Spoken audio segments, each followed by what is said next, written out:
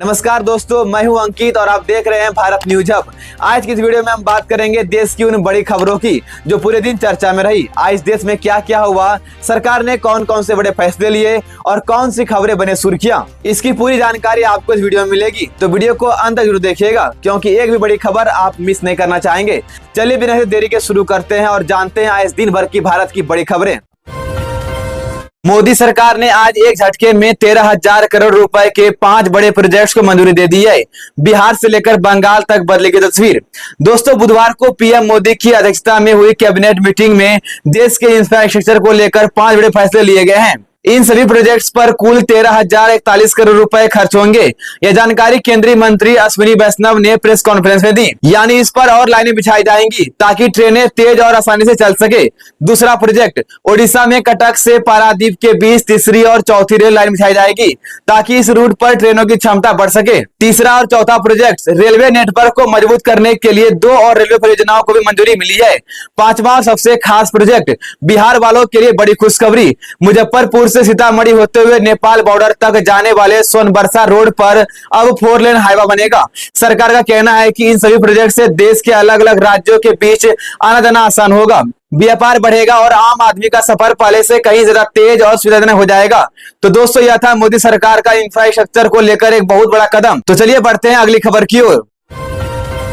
दोस्तों, social media पर एक बड़ा दावा वायरल हो रहा है कि चीन ने अरुणाचल प्रदेश में 60 किलोमीटर तक अंदर घुसपैठ कर ली है। लेकिन केंद्रीय मंत्री किरेन रिजिजू ने बुधवार को इस दावे को पूरी तरह गलत बताया है। रिजिजू ने कहा कि यह बात सच नहीं है कि चीन 60 किलोमीटर अंदर आ गया है।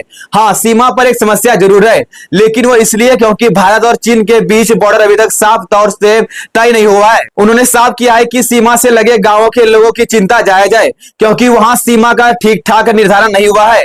भारत मानता है कि उसकी जमीन आगे तक है, तो वहीं चीन की तरफ के लोग दावा करते हैं कि उनकी सीमा भारत के अंदर तक जाती है।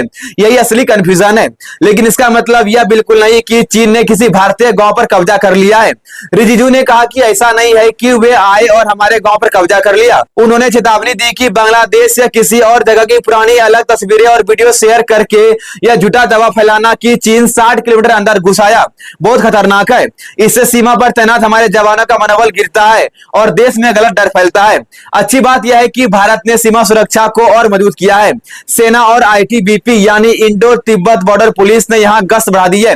साथ ही सरकार ने अरुणाचल प्रदेश की 27 जगह को उसके आधिकारिक नामों से सर्वे ऑफ इंडिया के नक्शे में शामिल करने का फैसला भी लिया है, जो सीमा को लेकर भारत के रुख को और मजबूत करता है। तो दोस्तों, अगली बार जब भी ऐसा कोई वायरल वीडियो या दावा दिखे तो बिना पुष्टि किए उस पर भरोसा मत कीजिए। सही जानकारी ही देश की सबसे बड़ी ताकत है। चलिए बढ़ते हैं अगली खबर की ओर।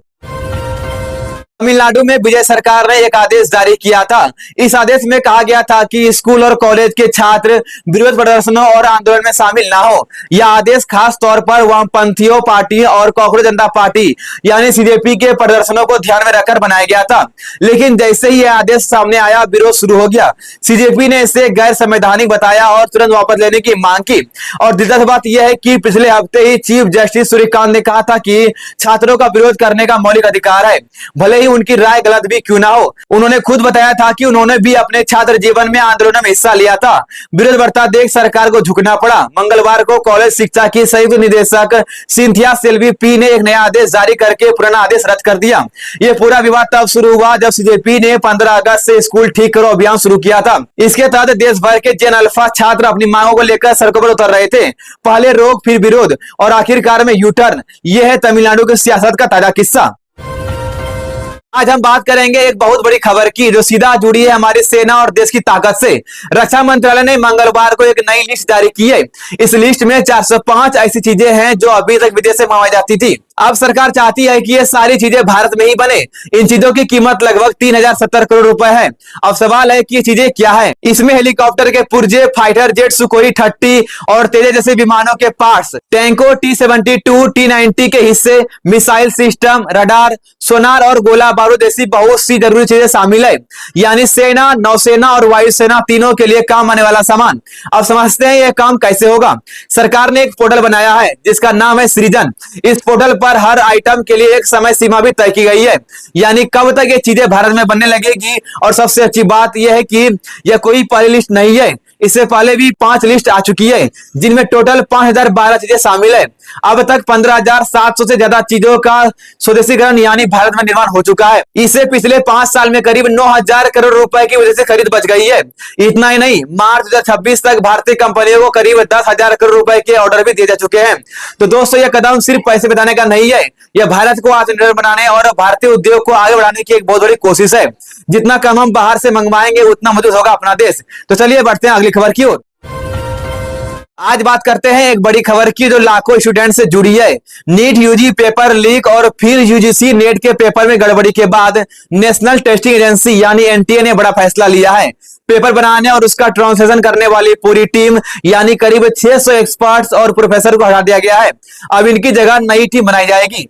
दरअसल केंद्रीय शिक्षा मंत्री ने एनटीए को कड़ी फटकार लगाई थी। लगातार हो रही गड़बड़ियों को लेकर एक जरूरी मीटिंग बुलाई गई और उसी के बाद यह सख्त कदम उठाया गया। पेपर बनाने की प्रक्रिया में अब 4 लेवल की जांच होगी ताकि लीक की कोई गुंजाइश न बचे। अगले 2-3 हफ्तों में 20 से 25 नए अफसरों की नई भर्ती होगी।